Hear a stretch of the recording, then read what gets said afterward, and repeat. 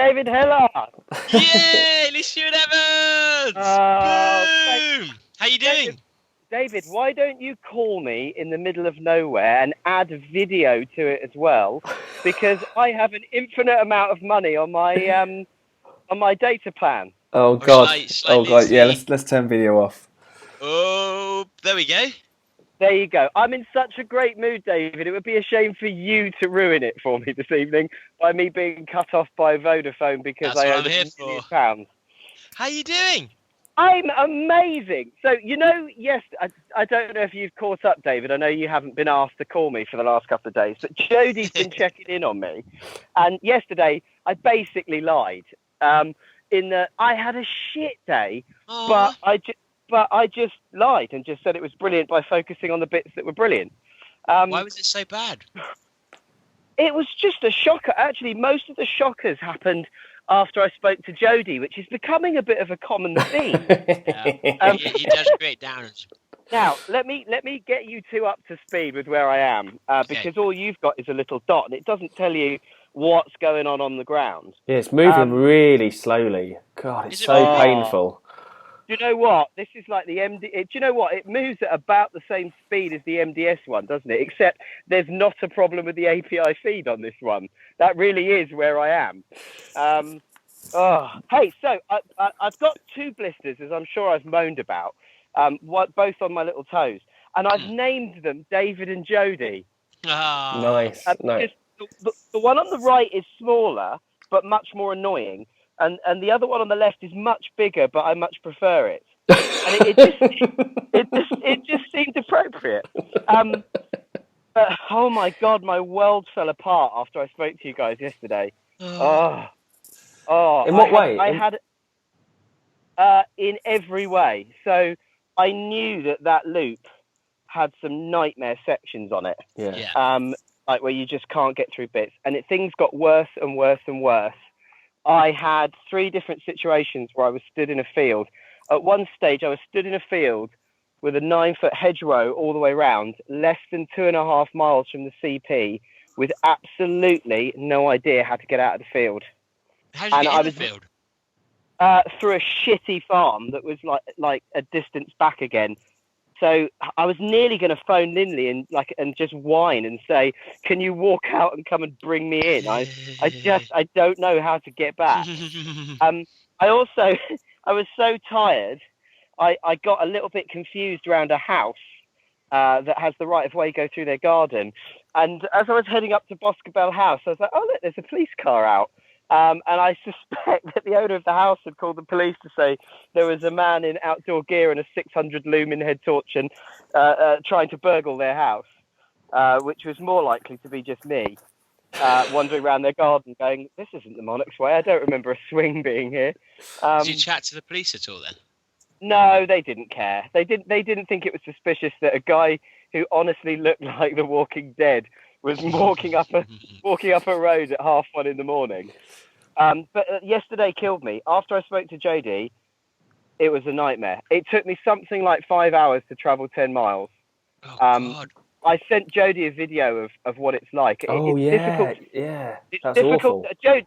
Jodie, why don't you explain what it's like? So it was like you were walking through. There's that scene in Jurassic Park where they're escaping from the velociraptors and they go through that long grass, and that is kind of what it's like, but without the urgency of a velociraptor chasing you.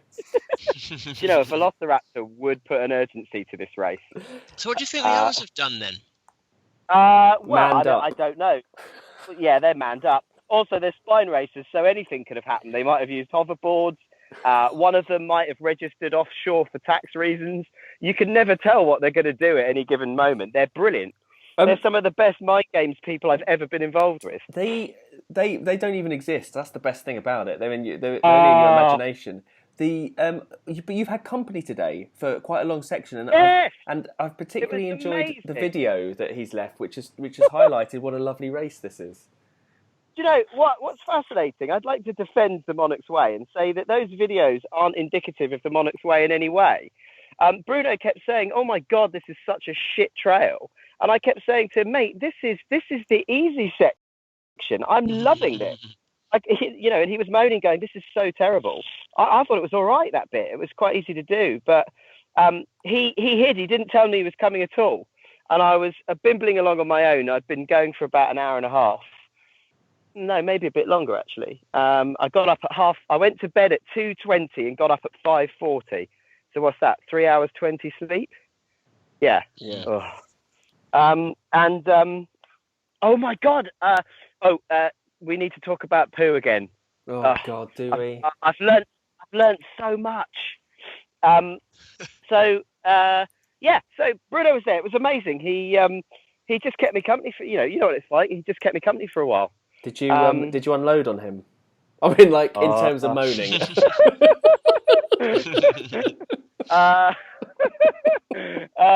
You don't want to lose those calories. Well, no. We've decided that the bulk of my fluid loss is actually through blisters, not from sweat. We think that's why I'm getting so dehydrated. But it was just amazing. It was amazing to have him there. And then what's interesting is Bruno is a very competent marathon runner. But he's never run further than a marathon. And obviously I've never run. So it was, holy shit, there's cows everywhere. Hello, cows. Oh, hang on, they don't have udders. Oh, that's very bad. Okay, there's 50 bulls here. I'm just going to go really quickly. Nice bulls. No. Are you wearing your red Bad Boy running top? Fuck a duck. No, today it was super hot, so I decided to go with my black Rage Shite t-shirt I wore at the MDF. I thought, because it was a hot day, holy fuck, it's Calmageddon out here. Pete Reese would brick himself. Because it was going to be super hot, I basically dressed for the desert today, and it worked. So I had, I will come back to that because I need to tell you about me. I found out how you make sure weirdos in Birmingham don't talk to you. How? What you do is you get hot in the afternoon to the point where you don't give a shit, and then you go running in just your underwear with a rucksack on. Except at one stage, okay, I thought I'd put some disco music on just to cheer myself up a bit. And it dawned, and then I put my gaiters on and my waterproof shoes ready for the Netherton Tunnel that's really flooded, which is a section you do that goes underneath Dudley. Oh yeah. It's a tunnel. It's about 2.5 miles long, and it's a canal tunnel. It's amazing. Anyway, I find that I'm basically running in my pants. I've got that Cavalier moustache thing I've put on. I'm listening to disco, and I realise I'm not looking entirely hetero. Well, when do you? No, I know. But I was so cool, and I don't mean as in a cool kid. I was just not hot. It was lovely. Yeah. And so, are you on track then at the moment? You say? I'm just following. It's nighttime. I've just left the ruins of I don't know how to pronounce it. Haleswyn or Hallowswyn. Halesowyn. Yeah, Halesowyn. Everyone knows how to say it except me. Oh bollocks! I've just gone the wrong way. Right, I've now got to go back through all these cows who have now just all massed around the. Oh man! Oh, sad times. Oh look, he's shagging another one. Oh, has anyone ever died on a live podcast before? Well, let's find out. A minute ago, for the first time in my life, I saw a Shire horse roll. Oh, nice. Roll. What? In a low rider? What? No, you know how they. Oh, this isn't cool at all. Hang on a second, guys. Okay. He's not even in a field. He's sat in a KFC somewhere in Halesowyn. I've been to Halesowyn. What was I saying? So, no, I've completely lost my train of thought because I'm a little bit frightened at the moment. Oh yeah, no, I saw a horse roll. So I've never seen that before. I thought it was just people winding me up, but it rolled completely over. Horses are quite noble beasts, but they look like an absolute car crash when they're rolling. It's genius. Oh wow! You have been really bored today, haven't you? Yeah, I have. I've been off on a tangent. Let me get back to the actual thing to do with running. So, Bruno's a very competent marathon runner, and actually he was wondering how come I could navigate reasonably well through the countryside. And the answer was I had this app called Maverick that I use. That's an OS map, and it's shows you your exact location and shows you what direction you're facing. And it's a really useful tool if you're a trail runner. And he sort of said, oh, that's great. He's learned something today. And then he said to me, because I was moaning about my feet being really hot and the blisters, and he said, well, why don't you just take your socks off and just run barefoot? And I thought, I just dismissed it at the time and said, you idiot, you know nothing, Bruno. But I tried it this afternoon and it's been brilliant. It's completely, because my feet have just been getting too hot. And I've just been running with no socks. And it's just so much better. Still with trainers on, or? Yeah. So it's just a classic case of two people from two slightly different disciplines of running happen to be sort of spend a bit of time together and exchange ideas. Is that boring? Have we just got a bit informative? What are you talking about? Tell us about you going and having fish and chips. Do you remember that song? Let's talk about chips, baby. Let's talk about nuggets too. Oh my God, chips were so good. You have no idea how much it lifts your spirits. And I bought 3 cans of Coke, which the lady couldn't understand. But one was to drink and the other 2 was to put underneath my feet while I sat and ate the chips. It was wonderful. Absolutely wonderful. So is she the only member of public you've seen today? Yes, pretty much. Yeah, pretty much. And so you're on. So right. So we were recording a podcast before speaking to you, and the question that we were asking each other, apart from laughing at your situation, was, how does it feel to see them so far ahead of you? Because I know that it's all part of the plan, and it doesn't really matter how far ahead of you because you have a plan and everything. But there must be something inside you that makes you think, I want to speed up, but you don't want to speed up. How does it feel? It's all right, actually. I was trying to give you an analogy there. I think it's so diabolically bad that you're just not worried about it anymore, which, to be honest, kind of describes the Bad Boy Running podcast, doesn't it? It's got so bad. Yeah, it's got so far beyond bad. You don't give a shit that actually it gets good again. Oh, man. And how would you feel if they both finish?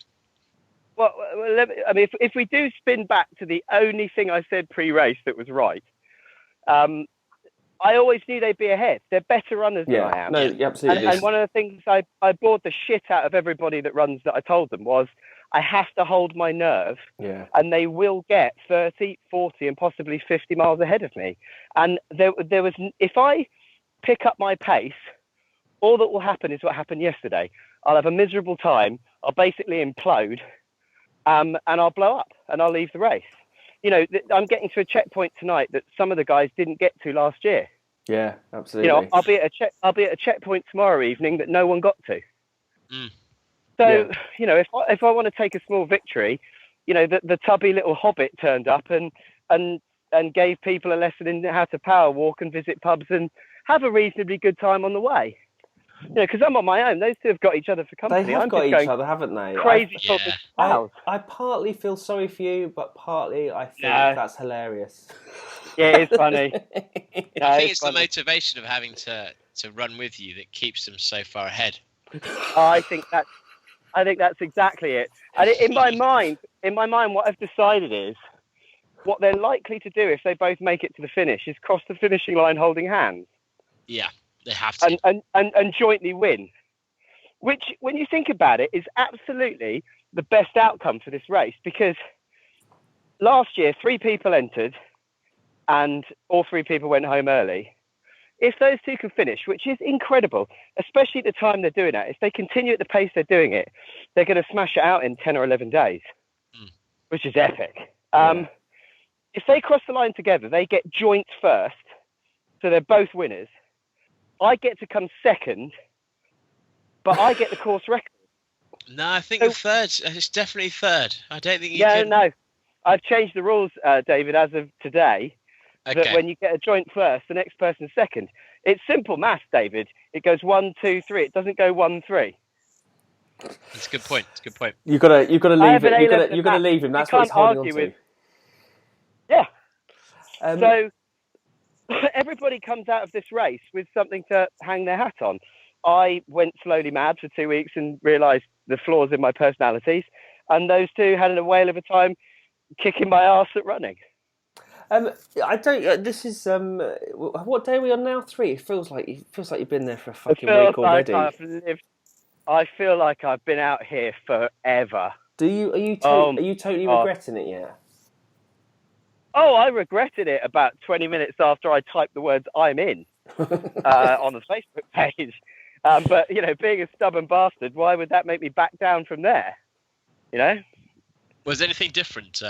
Are you feeling different, or is it harder, or is everything not going to plan? Or trying to avoid the consistent podcast thing of comparing this to the MDS, but using the MDS as an example, what a lot of people find is you don't get your groove until about day 3. You don't know that the Moroccans are going to fuck with you in the dunes. In my case, you don't know that there's shitloads of food in the bins you can eat and no one's noticing. So I think a lot of people in multi-day racing you don't really find your groove until day 3. And I actually think I found my groove today. I know how far I can travel in a day. And the answer is maybe 40, 45 a day. Yeah. But if I try and do 50 or 55, those last 10 miles take me 5 hours and I lose my mind. So it's not worth it. I might as well go to bed and deal with it the next day and do it a little bit slower. If you realise that those guys are so far ahead of me, it's embarrassing. I'm only doing this to finish and get a medal, aren't I? Yeah. So why would I push? Yeah. So why would I push myself now? I might as well walk this in and get that medal. Yeah, but what happens? This is the big question, the one that you're going to have to deal with every single day. What happens if it comes between finishing the race and going to beer lovers? What happens if you have to make that choice? I would say back to you, Jody, I will make that decision if you can choose which of your children has to become a triathlete. One of your children has to grow up a triathlete. Never. You can't make me. You can't give me the option. What is wrong with you? That's sick. That's a sick thing to say. No, Jody, you have to get an extra child that you don't even consider, and give them up for adoption. An adopted one, yeah, get them. Yeah, there we go. Yeah. That's it, sorted. All right, man. Well, you sound like you're in good spirits. You sound all right. Yeah. It's all right. Can you try and fall apart? I know. We didn't have any intrigue today, which I was very disappointed in. So a little bit of intrigue tomorrow. Well, yeah, it was all a bit boring, really. One of the things I've realised with this race is every other ultra I've done together. So today I spent a large section just diddling along Canal Path through Birmingham. So today felt like the Thames Path 100. And yesterday felt like winter nuts. And I've noticed on the weather that the temperature's going to hit 25 or 26 when I get into the Cotswolds. So that's my MDS day, where I'm going to be back in my pants, probably with a camel. I've just realised each of these days now feels like it's got a different vibe to it. And you can draw on your experiences from those races to say, you know what? If I get hot, I'd rather be cooler and wearing just pants than stay hot and pass out. So yeah, every day's new. So tomorrow, who knows? Tomorrow might be like race for life, which would be nice, or park run. We'll do 3 miles and we go back to the tent and I get 22 hours sleep. So or Thames Path 86. Yeah, we don't talk about the North Downs Way 86. The North Downs Way 86, okay. And what's been the best abuse you've had today? Abuse of the day. Pete Reese is still sending me pictures of his STI-riddled penis, which is disgusting. And in a minute, I need to tell you about my blister. Jody did a bit of a spurt, and it made me do a sick. Oh, that's disgusting. It was really bad. All right. You know when you put the pin gently in the side of the blister, and then you give it the squeeze with the tissue, and the tissue soaks up all the clear juice. So if anybody's listening to this while they're eating or cooking, well, no, they'd leave the room anyway. Everyone's gone to bed, Lee. Everyone's gone to bed. Sorry, I made so many stupid assumptions then. So I put a pin in little Jody, and the juice came out about 3 or 4 centimeters in the air in a solid stream, like a drinking fountain, and it just kept going. Right, this is disgusting. Thanks for that. Right, Lee. I know. Wonderful. I hope you're doing well. I don't want to listen to this disgusting stuff anymore. I've got to end this here simply because I need to go to bed because I'm really tired. Yeah, we're really tired, Lee. We're really tired, mate. Yeah, really tired. We've had a long day. Yeah, absolutely. So, but good. You sound like you're in good spirits, man. I don't think we need to send any care packages or anything. You seem to be all right. Everyone should just move on tomorrow and say, look, we're a bit bored with it. A bit like with the G Law and Pete Reese thing, where no one really gave a shit by day 4. Yeah. Which it's like whatever. No, it's true. It's true. Yeah. Actually, I keep bringing it up in the group, and people are literally like, "What? No idea. No idea what you're talking about." Yeah. But so maybe we will give it up tomorrow.